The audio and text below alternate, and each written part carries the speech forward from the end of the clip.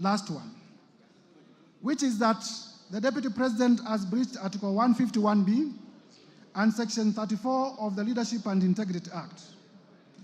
Mr. Speaker, in my bundle of evidence, I have the affidavit of Dr. Andrew Mulwa, which I would want displayed.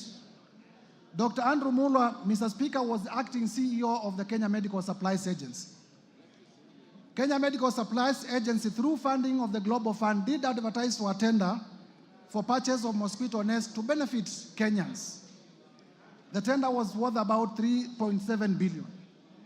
In this affidavit, Mr. Speaker, Dr. Andrew Mulwa avers that when he came to KEMSA, and Mr. Speaker, the witness is before the House, but because this is not the trial chamber, we will not lead him in evidence, nor will he be cross-examined, but he's ready to be cross-examined when we go to Senate.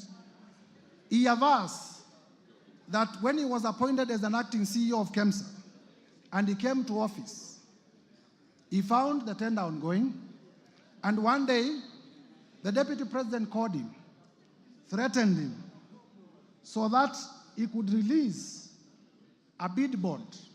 In his testimony, he says that a company that was being fronted by the Deputy President, if you allow me just to get where the, because this is important, at page 70 to 76,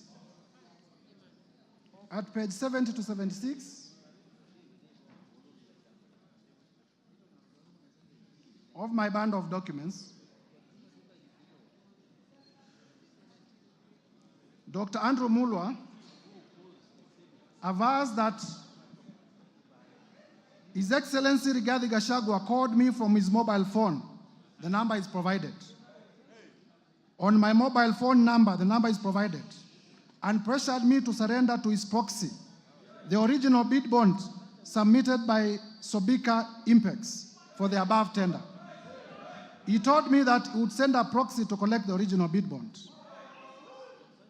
He goes further to state that Dr. Ikuno Rigathi, who is a son to Rigathi Gachagua, the Deputy President, called me and sent me a WhatsApp message from his mobile phone number, which is provided, claiming to be acting for and on the instructions of His Excellency Rigathi Gachagua. He asked for Sobika Impex Private Limited's original bid bond for the above tender, which he said His Excellency Rigathi Gachagua was trying to collect from KEMSA. Annexed here to and marked AM1 are the screenshots, and I would like them, they are already displayed on the screen of those messages. He goes further to aver that Dr. Ikino Rigathi, His Excellency Rigathi Gachagua's son, sent a one Ogora Wilson Okulo of national identity number that to collect the original bid bond submitted by Sobika Impex Limited. He concludes by saying that given the status, power, threats, influence of the people involved in the interference with the investigations and the cover-up of the irregularities surrounding the procurement of treated mosquito nets, I was constrained to surrender the original bid bond to Ogora Wilson Okulo. In short, members,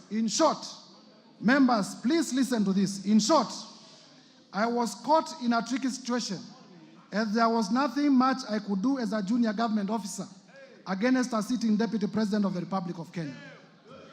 Mr. Speaker, this allegation was admitted by none other than the Deputy President yesterday live on his interview or live on television. He did confirm that, yes, he called Dr. Mulwa. He also confirmed that he called him in relation to a bid bond. And he did confirm that the company called Sobika, the local representative of Sobika, is a company called Crystal. And the company called Crystal is owned by none other than Rigathi Gachagua and his children.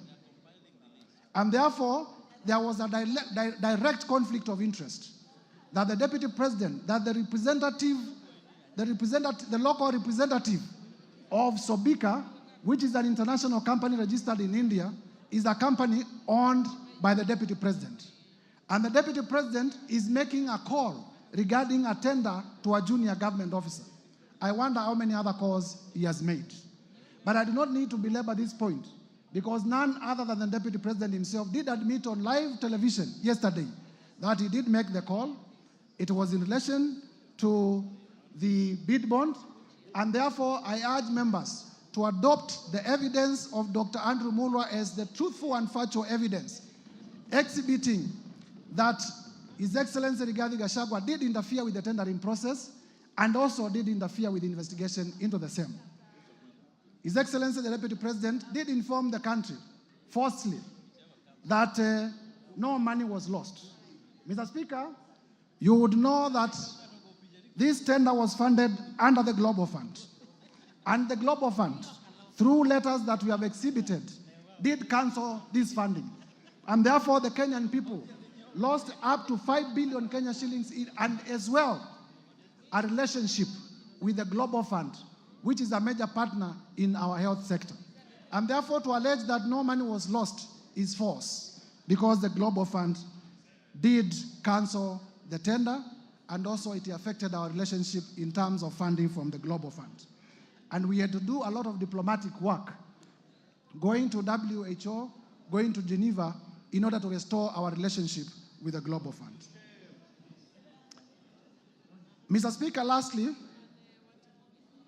members, I have rushed through the grounds because of the time allocated. I have endeavored to provide evidence that all the 11 grounds that are proposed for the impeachment of His Excellency Rigathi Gachagua are merited, and there is enough evidence. The work of this chamber is to examine whether prima facie there is a case. The trial chamber is the Senate. And therefore, I want to plead with members of this House. It doesn't matter whether you signed the motion or you did not sign the motion. I have endeavored to persuade each one of you individually that this country requires a serious leadership. And His Excellency Rigathi Gachagua is not part of that serious leadership. I have endeavored to persuade each one of you that this country requires leaders who can respect the rule of law. This country requires leaders who can respect the Constitution. And His Excellency Rigathi Gachagua is not one of them. And therefore, I take this time to implore on each one of you, besides our political persuasions, to realize that we want the best for our country. This is the country that we shall bequeath to our children. And if the country is destroyed by reckless leaders like His Excellency Rigathi Gachagua, there will be nothing to bequeath our future generations. And therefore, persuade each one of you, please vote with your conscience, put Kenya first above your politics when you come to vote.